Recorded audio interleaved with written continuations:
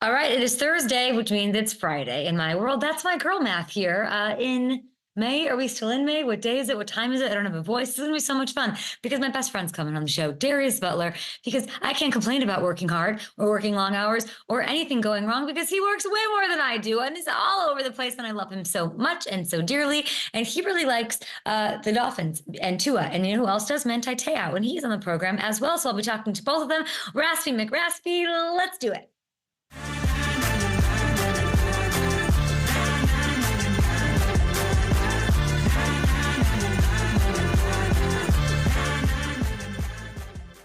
All right, welcome to the show. Another Zoom show here. Can't seem to get my home cam to work. Gremlins must have infiltrated the system. Here we are on the program trying to figure things out.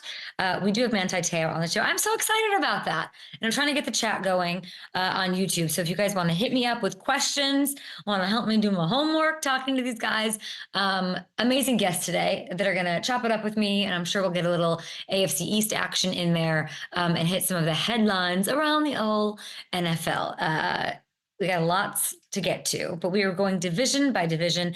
We do this sort of franchise every offseason now, and it's called Unanswered Questions. So we're going to hit some of those up before we welcome in D-Butt or Manti.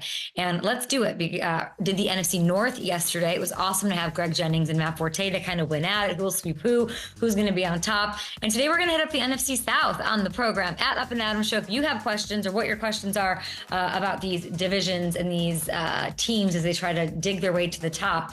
If you look at the odds over at FanDuel Sportsbook, number one sportsbook, by the way, if you want to go have some fun, go do it over there, especially they got NBA action going on as well. The Falcons are favorites at -120.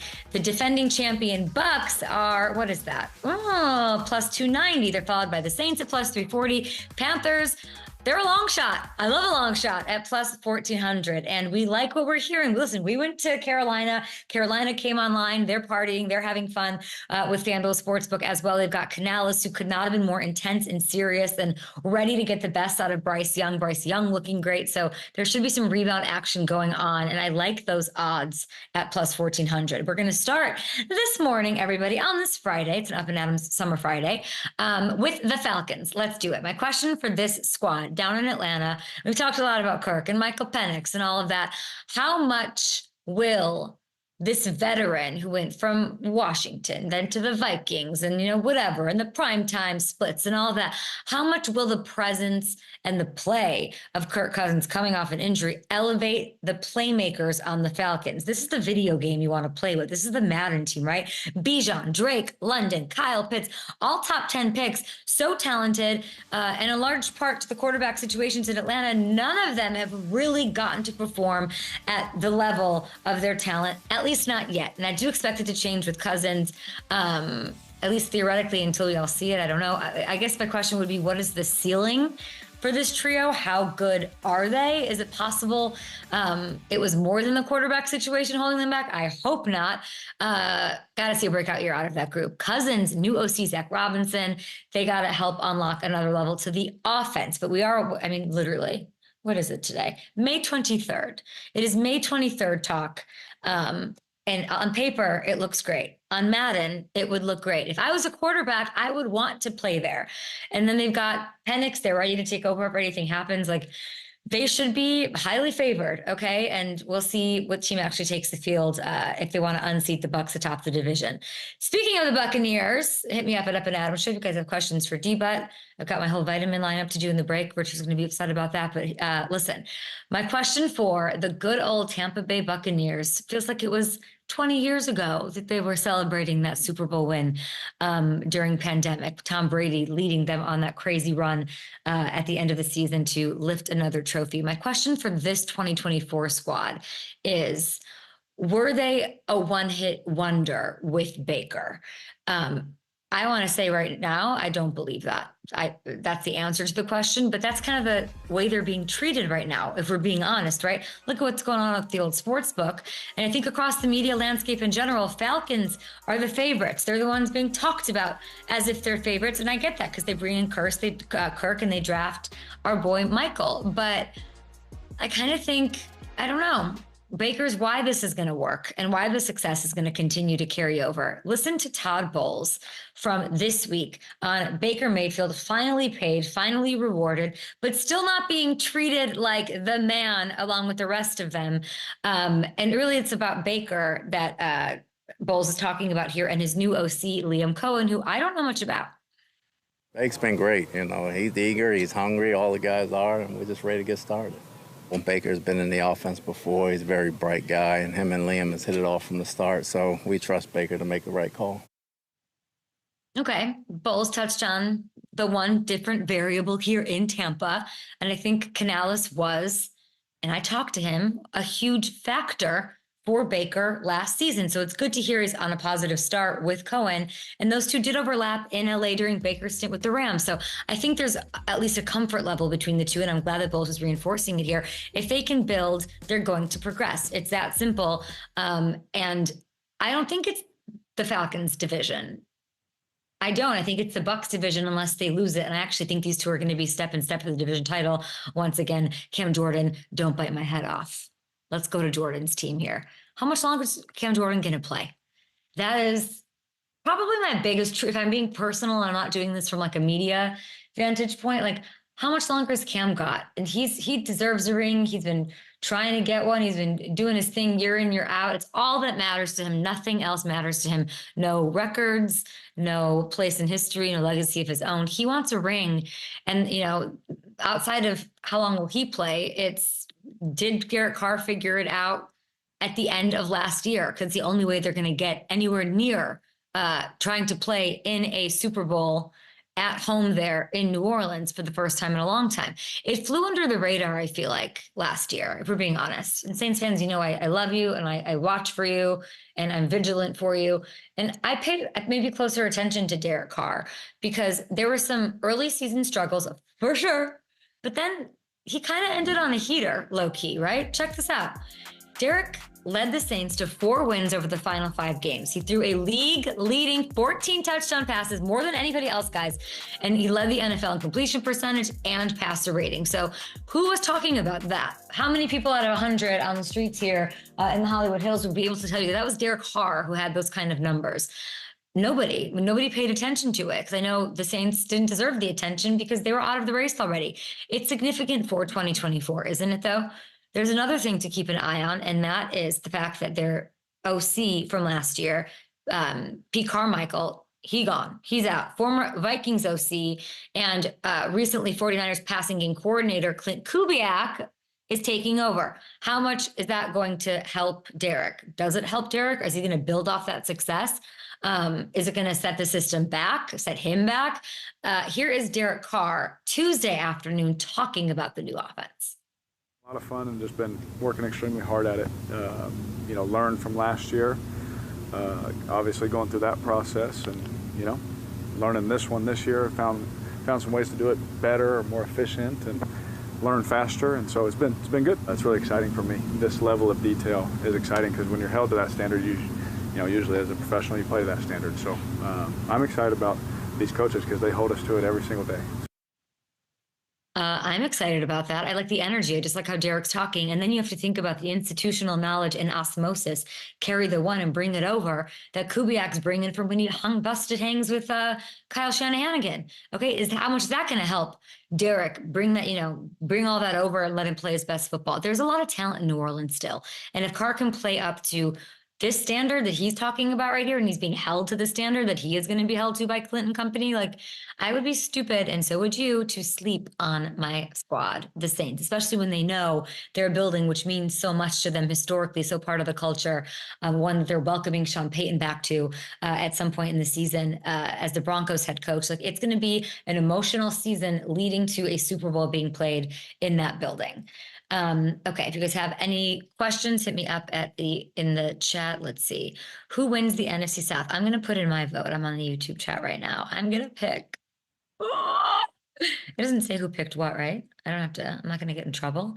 Okay, let's see. Memorial Day, we aren't going to have a show, guys. Messy Bun, that's me. Falcons rise up. Are they going to win the division? Guys, let me know in the comments if you have any questions. And I will wrap it up here with the Carolina Panthers. Unanswered question would have to be, have they done enough for Bryce Young to have success? And then the sub question is, what is success for the Carolina Panthers? I guess if we're batting it around, you never know what can happen. This season in Carolina is less about wins and losses. And I don't mean to sound, make them sound, I don't know, not exciting, but this is all about helping dig Bryce Young out of something and elevating him above the fray. Development is what I would say this entire thing is about. So speaking to Coach Canales, not long ago, right before free agency opened in March, they were still figuring things out. And I asked him straight up, Bryce, what's your deal? What is your plan specifically? And I don't think I'd get this good of an answer on how he's going to help get the best out of his QB and help him develop. I'm going to lean on his poise. One of the first things I mentioned about Bryce is when you watch him play in college football and you saw him in those big games on TV, whether it was early in the season or whether it was later in the season against really good opponents, if you look behind the face mask, the eyes are the same. His countenance is the same. And he's just cold-blooded. And so those things were what really, encouraged me to say this is going to be the top guy coming out because he's the guy. He is him. Is that what people say nowadays? He is him. Yeah. So, sure. You just called Bryce Young cold-blooded. I like that. Yeah. Oh, that's I how like feel hearing about it. that. And so now it's about just giving him tools, giving him the green light to use those tools in an appropriate fashion and playing a brand of offensive football that we're proud of. I think Canales is going to get the best out of him, Mr. Put on some weight, Bryce Young. You talk about adding tools and pieces, like his coach is saying. Clearly, he's been working in tandem with his GM, Dan Morgan, this offseason. And there's some notable additions. They bring in coaches offensive-mindedly, which I love. They trade up to get Xavier Legette in the first round. They trade for Steelers receiver Deontay Johnson, who literally – nobody has more room for growth in public perception, stat sheet, court of public opinion than Deontay Johnson. He doesn't have to do much to sort of be seen in a completely different light. And he's talented. Let's get the best out of him. Let's, rewrite his narrative while we're at it. They invested in the O-line in free agency. They get a couple guards. They got Robert Hunt. They get out of Seattle. They get Damian Lewis as well. So I think when free agency started, I was a little or go get a receiver. They did it, right? And it's a huge difference from what Bryce walked into last year. And of course, he got hit so much that you got to think getting him offensive line help is going to be a huge thing. It sort of filled holes that I'm happy with. The receivers, are they good enough? That's the question. Is Adam Thielen, is that enough? Is that is he your number one? Can he be your number one? With Johnson, with the Rook, are they improved enough to have something cooking this year? I'm trying to figure out what would be, and I'd love for Panthers fans to tell me. I'll ask Luke Kuechly when he comes on next, time. What is the ceiling for this team? What's a realistic expectations? I don't know if I expect them to make the playoffs. I think it's Atlanta and Bucks duking it out the entire way. Saints can be squeaky and tough, and so I like them. I think it's more about develop and protect your core. Don't ruin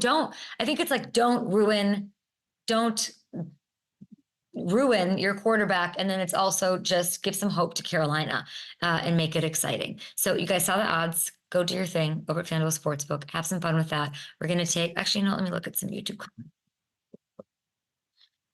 comments. What did you say? Oh, great. Darius is already ready to go. Let's do this. I didn't even see. Darius Butler. Yeah, my guy's on the show next. We will have, look at this. This is why I said we're best friends. I'm on no sleep. You're bailing me out today, my friend, as always. My friend from South Carolina. Florida, talking South Carolina. We will be back. South Carolina, what am I saying? What am I talking about? Literally, what am I talking about? Can you hear me, Richard? Okay, great. Okay. Let's see your comments, everybody. Top chat, live chat.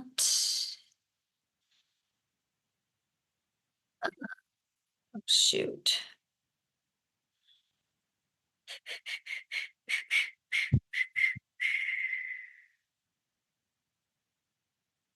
Oh, wait, that's another Darius. There's more than, listen, Darius Smith's in our YouTube chat. We've got more than one Darius hanging out. Apparently, Darius Butler didn't even call me and tell me he's like running for office or something. We're going to have to dig into all of that. Okay, let's see. My bad, Darius, about anything. What yoga pose have I been working on? I don't believe that that's anything that I've been working on. My voice is really bad, huh? Do players want to play in Carolina? I think so. Guys, what's a realistic expectation for Carolina? I kind of mailed that in. They don't really have like a, can they make the playoffs? Sure. A lot of trust in old Dave, huh?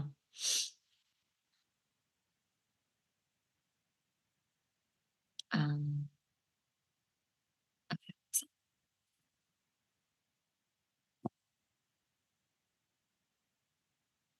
Okay. Did you move that? Did you move it? Is it in the right spot? Oh, okay, great. Yeah, got it. YouTube. Vitamin break, yes. How much time do we have left? Good morning, Miss K from Broncos country. Dropping 100 on the Panthers just because? Carolina over 500. I think so too. No, these are not probiotics. Guys, this CoQ10 stuff, I'm telling you. I just like making Richard mad. Richard doesn't think me taking vitamins on TV is professional.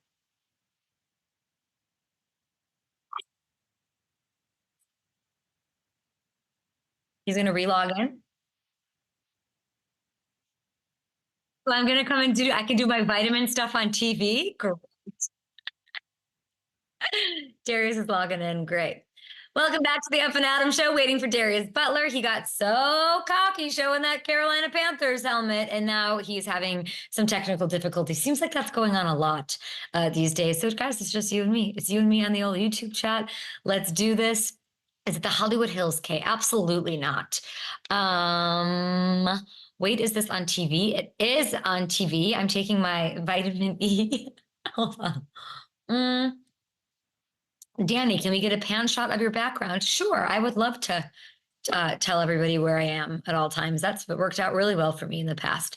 Manti Te'o is on the show. We're going to do a little Max Crosby thing that Rassi Minaj cooked up. So we're going to do that on the program here as well.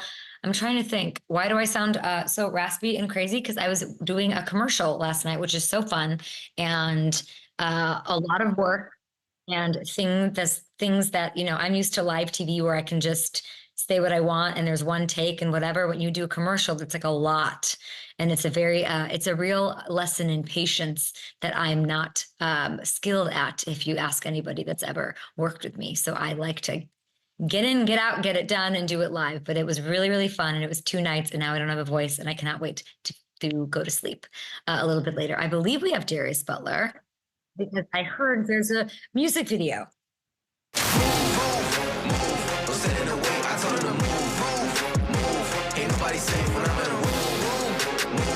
Somebody stop me, I'm on the groove. Move, stop me, I got it dropping. I got choose.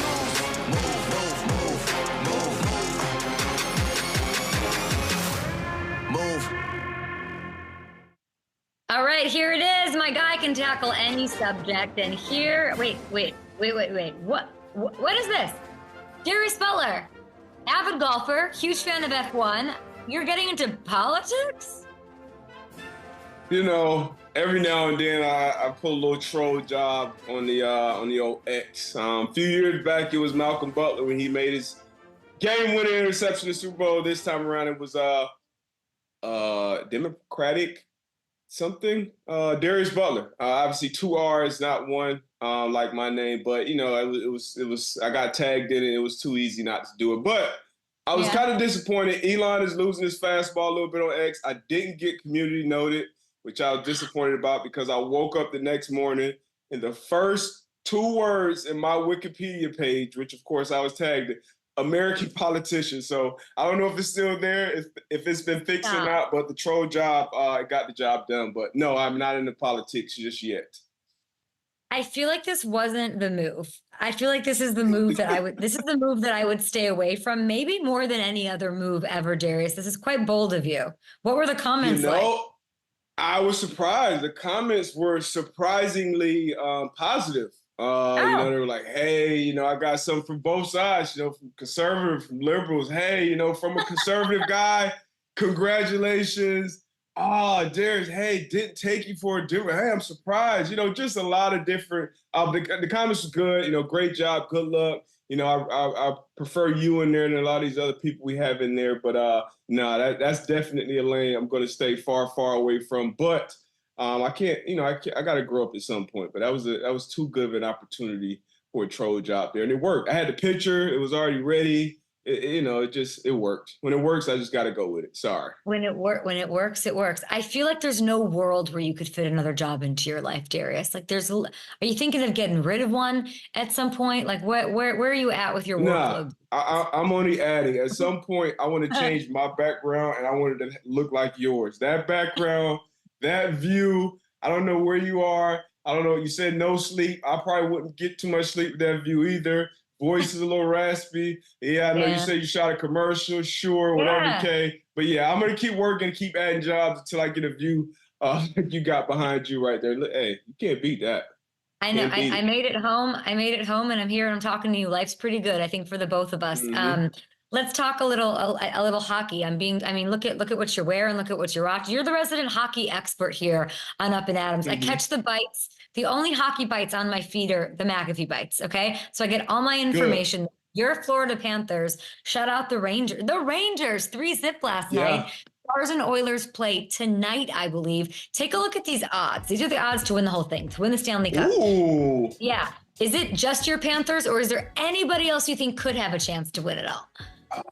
You know what? The Stars have, obviously it's a lot going on in Dallas right now as far as sports. Mm-hmm. Mavericks are doing well. They just won game 1. But the Dallas Stars, they're kind of, look like they're destined. But they said this Rangers team is supposed to be the team of destiny. 30 years since their last championship. They won the President's Cup in the NHL this year, which means they had the most regular season wins. But it's my Panthers. It's the Panthers against everybody. We got Chucky. We got Swaggy. We got Bob in net pitching a shutout last night. I got into hockey, full in last year and been following it. As you mentioned, McAfee, the whole crew, those guys have grown up watching hockey. So I've kind of been adopted into my dad there last year. We went to an Eastern Conference final games against the Carolina Hurricanes, I believe, which was an amazing time. I've never been to a bad hockey game. If you haven't been, Kate, you got to go to a hockey game live, especially a playoff game. So it's been fun, and we've been obviously successful these last couple of years. And let's hope we can finish the job this year and get to the finals and hoist that Stanley Cup. I've been to a Preds game down in Nashville. I did not see Tampa Bay on the Jumbotron, so I feel like I didn't get the full experience. And I used to go to a couple Blues games. I used to know a couple of the Blues players back when I lived in St. Louis, and they used to. I've gone to games. They're so fun. It's amazing. Have you ever seen the Stanley Cup in person? I have. Have I seen it in person? I'm trying to remember. I think I've seen it. I think it came to the Thunderdome once, and I have seen it. It is a huge trophy. Obviously, guys have do a great job celebrating with it. It's always accompanied by like some security, which is crazy. But if you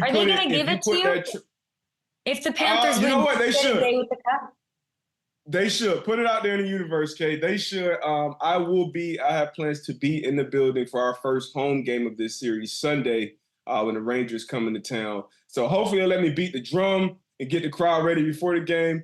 Hopefully they'll let me hoist that. I'm not going to jinx it. One game at a time. We got game 2 against the Rangers tomorrow. So I'm just waiting for that.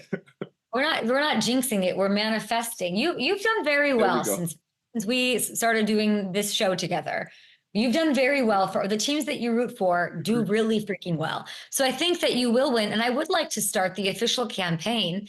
I saw Dan Orlovsky had a bit of a Panther shirt on the McAfee show. I just feel like if they win, it should make a stop on the set, and you should be able to celebrate with the trophy. I believe that. And by the way, it is so much cooler than the Lombardi Trophy. It hurts. It is. It is. The Lombardi Trophy obviously will always be special to me. Unfortunately, I didn't get a chance to win one. But if you put that Stanley Cup next to the Lombardi Trophy, next to the Larry O'Brien, and next to that piece of metal that they give out in MLB, I think the Stanley Cup definitely stands. And I think it's the best trophy in sports. It is. Now let's go to the NBA, where you're going to teach me everything because I don't know what happened. I know the Mavericks got it done. You mentioned Dallas and they got it done against Ant-Man, Michael Jordan #2, and the Timberwolves. Tonight it's Pacers Celtics game 2. The line for the Celtics, Darius, is -9. The over-under is actually, I don't know. Maybe it's on the screen right now. But Indiana took Boston to overtime game 1, right? It was close. Do the Pacers pull off the upset? You know what? Coming off of Game 7, we had to beat the Knicks, the Pacers. I'm rooting for them now. Obviously, I'm a Heat fan, but I'll root for the home team, Pacers, against the Celtics right now. They had it. They were 10.5-point dogs, I believe, on the sports book going into Game 1.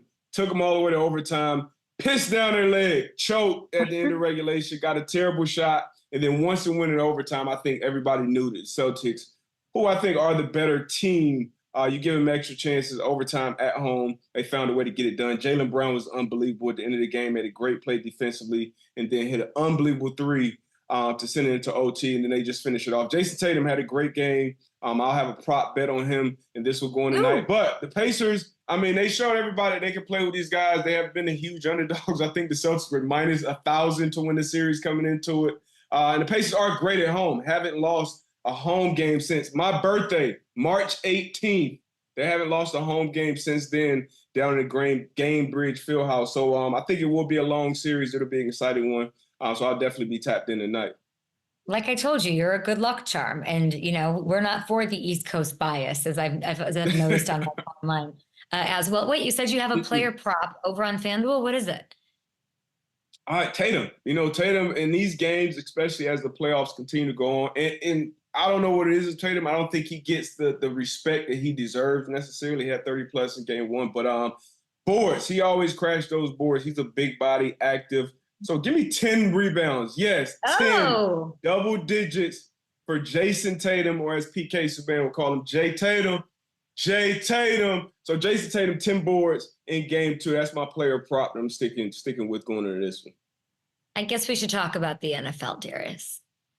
Sure, of course. Okay. I mean, I brought up I showed the Panthers hat, the Panthers helmet. It ruined my camera, my connection. So hopefully that's no bad omens until their season. But we don't need to talk about the Panthers, though. I promise we don't. Is there a team that you are like, I think May, June, I like a summer romance. I got to tell you.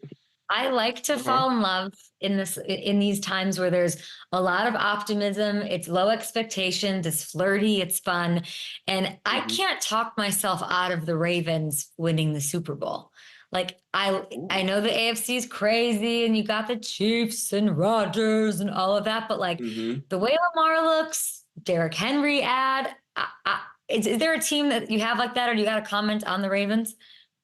I mean, I love everything the Ravens did this offseason, obviously bringing Derrick Henry in. We know how their season ended last year against the Chiefs, AFC Championship. For some odd reason, just stopped running the damn ball, which they needed to do. Lamar obviously didn't have his best outing, but he's coming in with a new body. New body, knew him. Kind of got slimmer, which you expect him to be a little more explosive, which is scary to even think about Lamar Jackson being more explosive. But him being there, obviously losing Odell, I think that'll have an impact. Zay Flowers, I expect him to take that next step. I also expect Isaiah Likely to take that next step and become one of the best tight ends in the league, even though he's a teammate with one of the best tight ends in the league right now, Mark Andrews, who I know is a friend of the show as well. So I'm excited about this team. Love, obviously, the defense. You lose a great, great, great defensive coordinator in Mike McDonald. So how do you go? And obviously some pieces there as well. But, I got a lot of faith in the Ravens. But summer romance, you're talking about a great summer city, Chicago. Obviously, you got a rookie quarterback, #1 overall pick, Caleb Williams coming in.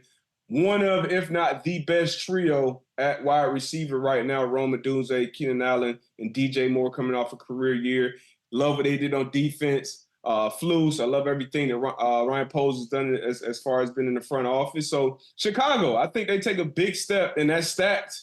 It's crazy to say stacked now, NFC North right now. I had Matt Forte on yesterday, and he mentioned Super Bowl in the same sense that they're built that way, that he's talked to Caleb, he's around the team. The team, you've heard this too, I'm sure, used to not let the OGs come back. It was alumni like Sia. Devin Hester had a big problem with the organization. Now they're like, come back.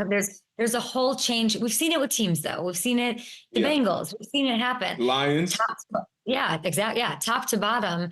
So when you say a big step, are we talking playoff win? Are we talking division win? What are we talking? What are we saying? I think it'll be huge to even be playing meaningful games for the last 2-3 weeks for Chicago. And I don't expect a rookie Caleb Williams to just come in and take the NFL, by storm and go win a couple playoff games or even a playoff game in his first season. But I do love the culture and the team that they're building there. So I think success for the Bears is even competing legit for a playoff spot. And then you build on that going forward. Obviously, you don't want to hear that if you're a Bears fan. It's always everybody at May, wants to win the Super Bowl. I don't realistically see that happening, but I definitely see a case in point where they can compete deep into the season. I think that'll be a great stepping stone. I loved, obviously, staying in that division, what Jordan Love and that team has done. Obviously, those young receivers taking another step.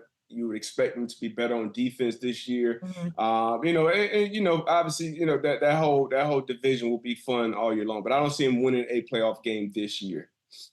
And then, Forte said that they're going to sweep the Packers. That hasn't happened since 2007. Just that would be all that you need. But I think it's smarter and it's smarter and more responsible to preach patience, but also like Chicago's waited so long that they should just enjoy the moment. I think you're going to the Super Bowl. You got to. You see the Lions too. The Lions were this close last year to being there. Yeah. It was. Well, there's also the Vikings. Let's not sleep on them, right? Justin Jefferson, he's a no-show at OTAs. That's going to keep them out of the Super Bowl if he's not back. He's got the contract thing. I talked to him. I was in Cabo when he was hawking Little Caesars at me, Darius, and he was trying to giggle and I said, yo, when are you signed? Where is it? Where's the extension paperwork? Is it in your room? Is it stuck on the fax machine? Is it on a DocuSign that you're bad at technology and you don't know how to send it back? And he was joking. And he's like, and then I talked to Kevin O'Connell last week and he said, it'll get done. It'll whatever. I don't know. What do you make of the Justin Jefferson thing? Will he, won't he? Is there no drama here or is it being overblown? Can't see a scenario where the Vikings don't get that deal done. I just can't. Obviously, you signed Sam Darnold, who we expect to be a short-term answer. Maybe even starts the season, and you go and draft J.J. McCarthy, who should be the quarterback of the future. But you got Addison out there who should be a good Robin to the Batman that Justin Jefferson is. But I don't see a case in point where you let a receiver in his prime, especially when you expect to have your quarterback on a rookie deal for the next few years, to walk out of the building or the deal not get done or him come in unhappy. So I think by training camp, before training camp, maybe even before mandatory mini camp, Justin Jefferson and this deal gets done. To your point, KOC, Kevin O'Connell, has always spoke like, hey, yeah, it's going to get done. Tampa Bay with Winfield, it's kind of the same way, the same energy when it talk, obviously different positions, but when you see Winfield become the highest paid DB in the league, which you did not see that coming, especially for, a safety position, even though he does a lot of different things back there. So I think Justin Jefferson will be taken care of. I think he will reset the market at that wide receiver position, and then you'll see some other dominoes come behind that. You got to probably go. You got to get on that jet to Monaco, huh? You know what? No, I don't make it to Monaco. I got to be in town for my Panthers. But Monaco is an unbelievable spot. Looks a little similar to that view you got there. It's big race weekend this weekend, Kay. We got F1 Monaco. We got the Indy 500, NASCAR something 600. So it's big race weekend this weekend. I can't go to Monaco. I got to stay here for my Florida Panthers. That's what I just heard, and I love to hear it. Loyal. Guys, go have some fun with our guy Darius Butler's player prop for tonight action. He said 10 plus boards for Tatum. Go get it done. Appreciate you as always. Always educational with you, Darius. Always. Yeah, always fun. I appreciate you for having me, Kay. You're amazing. Always great energy. I don't know how you work so much. You're insane. Now he's talking about adding jobs. He's going to be sitting in Senate or something. We got Manti Te'o on the show. Yeah, taking a short break on the FanDuel TV side, live on YouTube. Through that, of course, I'll look at your comments. But Manti is joining us. I have a feeling Tua might come up.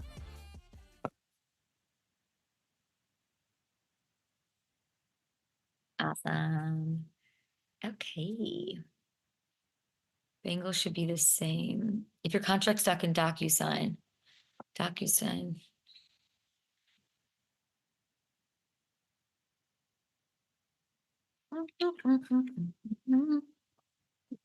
Don't go to Slate. I will be right back in 1 second.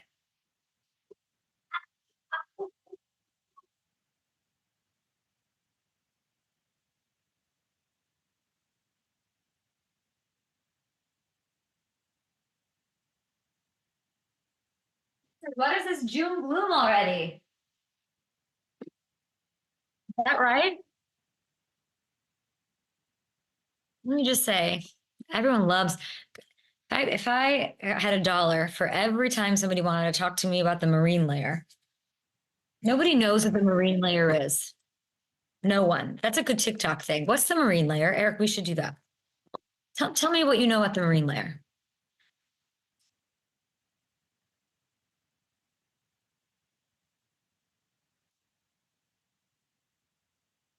Okay, everyone. Places, everyone. Places. Mm-mm-mm.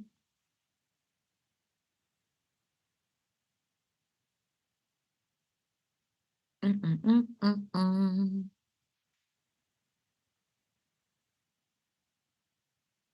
We're starting with some footage, right? Why do I hate the Lions? I don't hate the Lions. Who's saying, well, who's this joker, Shawn Michael? I don't hate the Lions.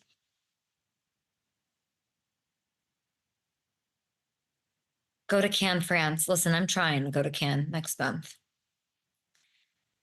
I will probably be in Cannes.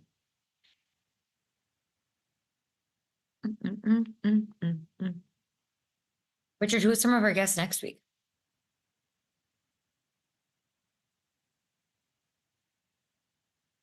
Oh my gosh, Delaney Walker and Jared Allen. Oh, that's Tuesday, guys. You're getting inside scoop here. I haven't heard any of this. Jared Allen, the mulleted one. The mullet championships are coming up, I'm told. So Jared Allen. Oh, Jared Allen on the Vikings will be great.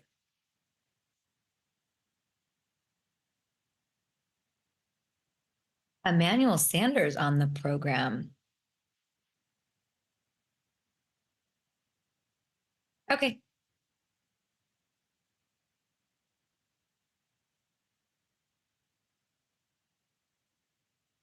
No, I don't. And we're back. Welcome to the Up and Adam Show. Big thanks to Darius Butler, Jason Tatum, 10+ boards. Let's go.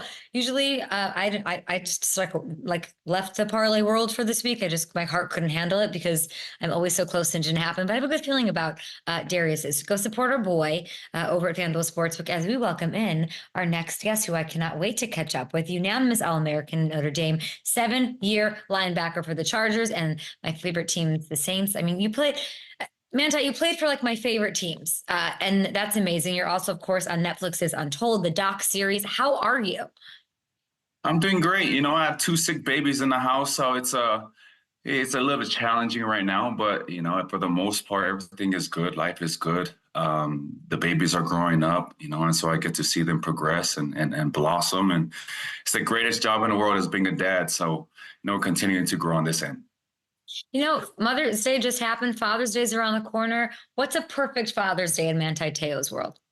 See, perfect Father's Day, in my opinion, unfortunately, a perfect Father's Day would include football, but it isn't football season just yet in June.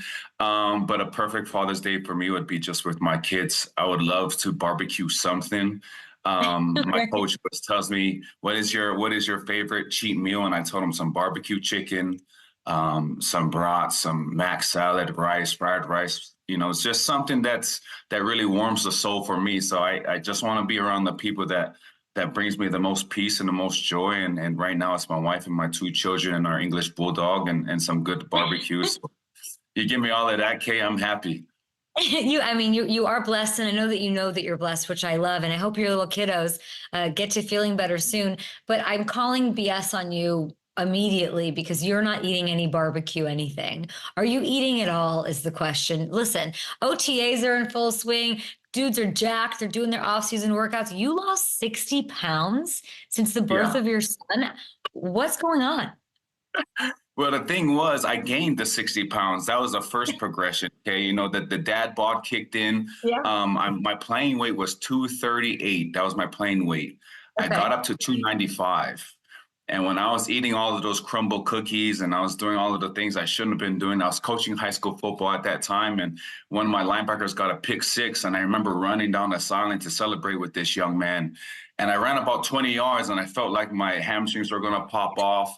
My lungs were going to collapse. And I knew at that point when I tried to side bump him and this little 16-year-old out jumped me, I was like, okay, Manti, you got to get it under control, man. So when my babies came in, I wanted to be the best version of myself so that I could, you know, be an example for them. And I got me a coach, shout out to Ariel Cutts. And I told him, hey, listen, I ain't running no 40s no more. I'm not chasing no running backs no more. But I just want to feel good. I want to look good. I want to be the best version of myself for my kids. So help me get there. And it's been a great year so far. We're back down where we should be. And now we're just, you know, getting some things going on. I heard you mention Cabo. We're going to Cabo in July. And so I like to joke around with my coach. He's a bodybuilding coach. I say, hey, listen, I got a show this summer. It's at the Grand Velas Resort in Cabo. And that's where I'm, you know, when I'm over there in Cabo, that's going to be my show. So that's our target date for now. It's a beautiful resort. I know Grand Vallis really well down there. That's beautiful. And yeah, it's Ariel Cuts Crumble Cookies Out of Your Diet should be the name. Ariel Cuts Crumble Cookies. Those things go hard. Those will kill you. Everything that you just said is so relatable to so many dads out there. I'm imagining them all shaking their heads and nodding and like knowing exactly what you're talking about. Well, you're smiling. Everything's great. And speaking of being in shape, this off season, there's, you know, your boy. Let's just get into it. You're very close to Tua Tagovailoa. He is reportedly shredded, down 10 to 15 pounds from last season. You call him your little brother. You talk a lot. What has he shared with you about those goals?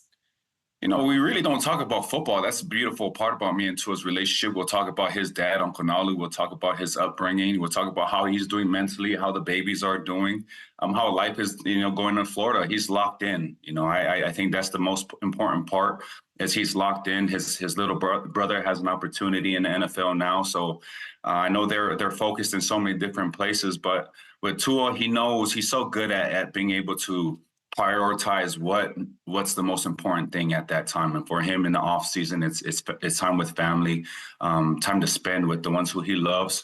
And obviously getting that grind in, you know. So I know Ryan like kind of roasted him, you know, earlier. We kind of talked about it last year. He kind of roasted him for how he looked, and he's coming in, you know, shredded. And I think he's on the non-crumble diet just like me. But I'm so excited for him, you know, to come into this year. I know they have that contract issue. I don't think it's an issue at all.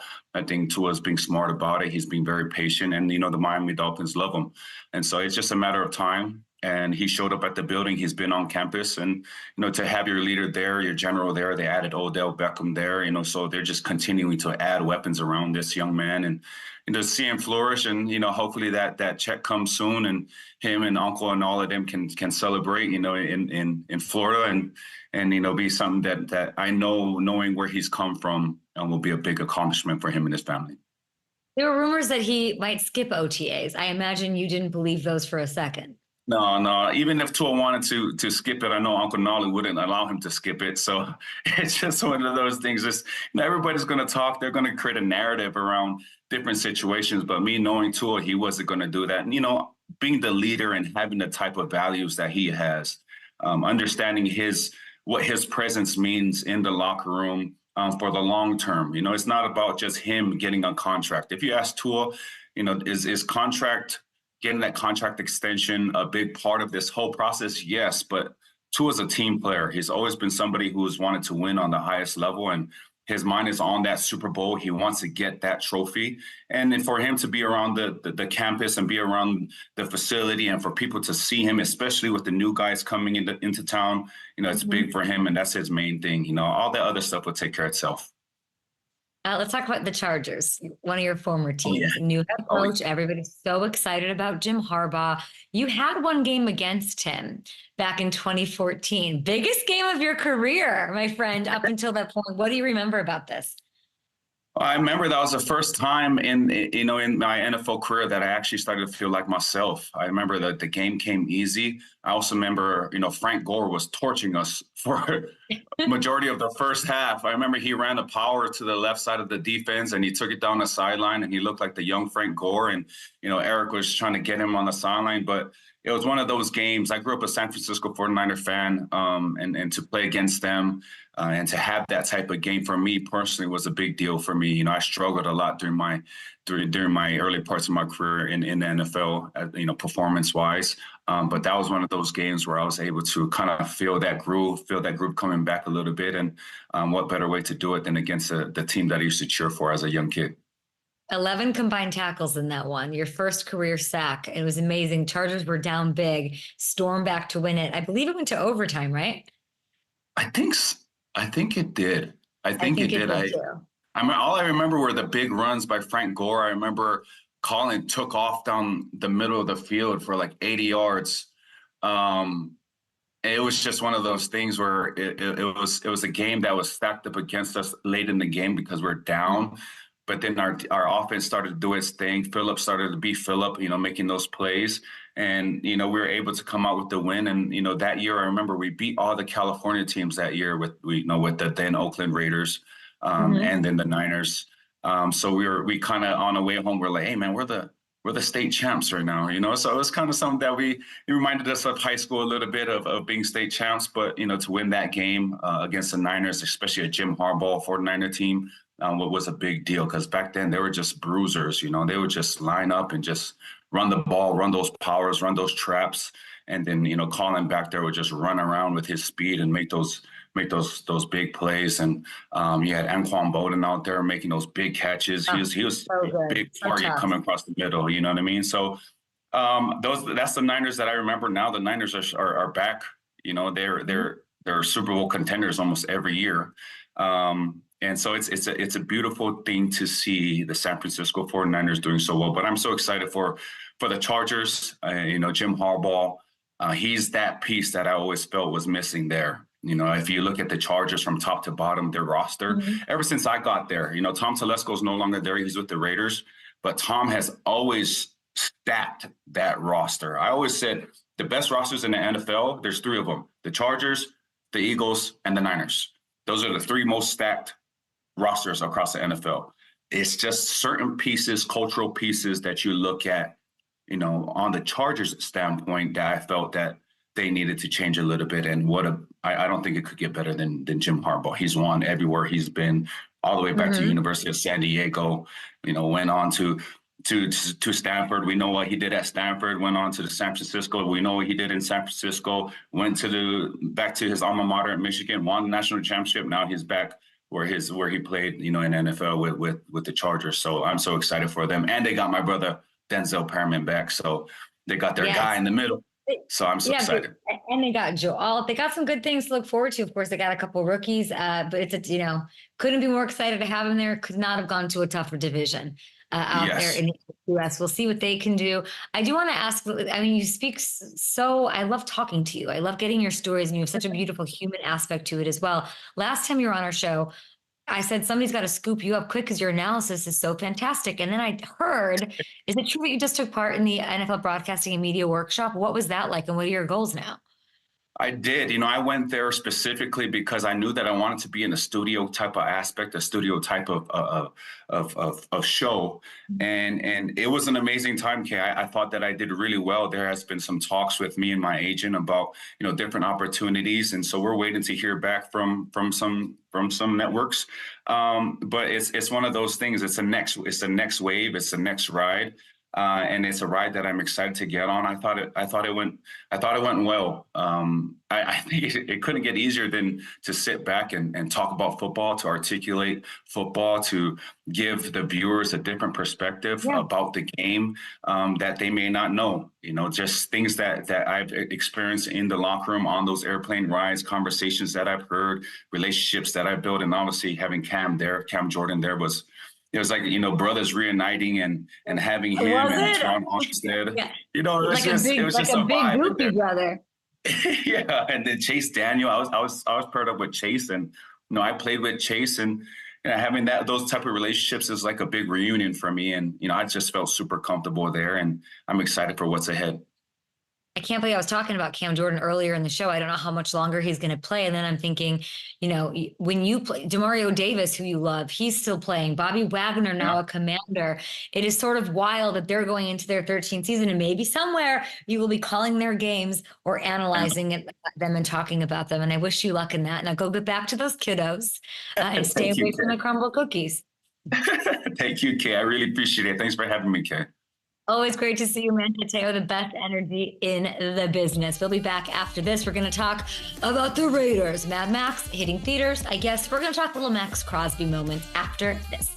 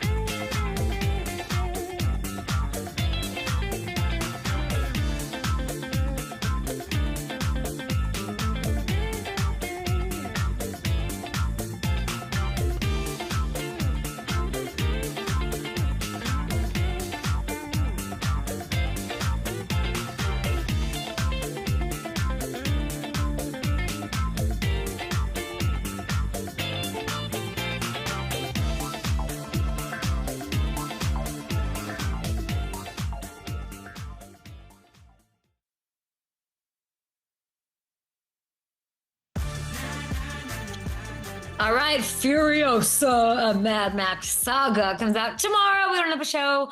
It'll be in theaters everywhere, and everyone's talking about it. And he might not be Chris Hemsworth. He doesn't have to be. But we wanted to honor and owner, sure, our very own Max, and that is our Mad Max, Max Crosby. Okay, we're going to dive into some of just my favorite moments, just because it's May 20-something that I can do whatever I want. First up, let's take a look at his competition here. We're talking Defensive Player of the Year odds.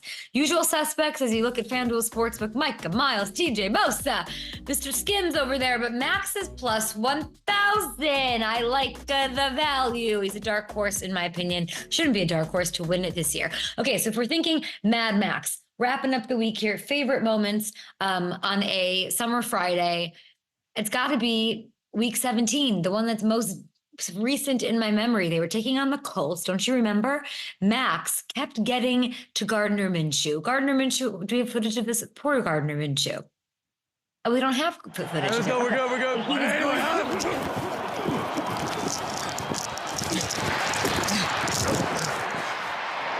last boy.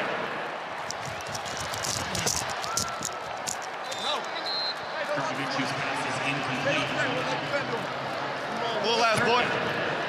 Dude, Max Crosby is so damn angry. Bro, he just... Like, the thing is, like, he's not really that angry. I know, right? He keeps calling everybody little ass boy. Hey, little ass boy. Right. I'm like, I'm little out here, but not always, you know? He's being very concerned about this. Now, let's look what happened. He's his quarterback, so we love that. Minshew, make sure to call Mad Max on Mad Max Day. This was him playing beer pong on our set at Super Bowl, which we loved. He's a gem, not bad at beer pong either. He got 6 balls. It wasn't really beer pong. It was, whatever game that we had going on. So he did a great job. And if I could pick an NFL player to be his beer pong partner, I don't know. Who would you pick, guys? Let me know. Here he is doing his thing, which is pretty nice. I missed that set. I missed that Super Bowl. So fun. Mad Max, do you guys have a great memory of him? He was DMing the OGs for advice. Von Miller, Aaron Donald, TJ Watt when he entered the league. I loved that. There's, he's going to have to hang out with Gardner Minshew and company, which I love. So you guys can tell me what your favorite moment was on this Mad Max and hook me up at Up and Adam Show. And there we have it, guys. That is our show for the week. So fun, and I can't see it. I can't see anything. I'm so sorry. I can hear you, but I can't see it. Oh, here we go. On the heels of being wrong about rock, paper, scissors, duck, duck, goose, or duck, duck, gray duck. I don't know what gray duck is. I know what a gray sky is.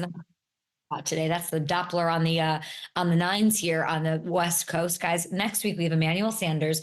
We have Jared Allen. Should we cut Eric Wheelo, our producer's hair into a mullet to make him feel comfortable? Let us know. And we'll probably do more unanswered questions to kick off the week as well. It was a good one. Goodbye.